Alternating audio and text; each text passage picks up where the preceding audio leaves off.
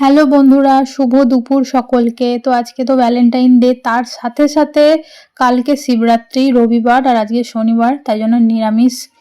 তো নিরামিষ কি কি রান্না করছি দেখো। কিছুই না, সেরকম সোয়াবিনের ঝোল, আর এখানে হচ্ছে ফুটছে আমার ভাত, দেখতেই পাচ্ছ। তো সোয়াবিনের ঝোল আর ভাত আজকে খাবো। তো দেখো ভাতটাই বেড়ে নিচ্ছি, তার সাথে কেটেছি পাতি লেবু, কারণ ঝোলের সাথে পাতি লেবুটা না হলে ঠিক হয় না। তো এমনি সাদামাটা।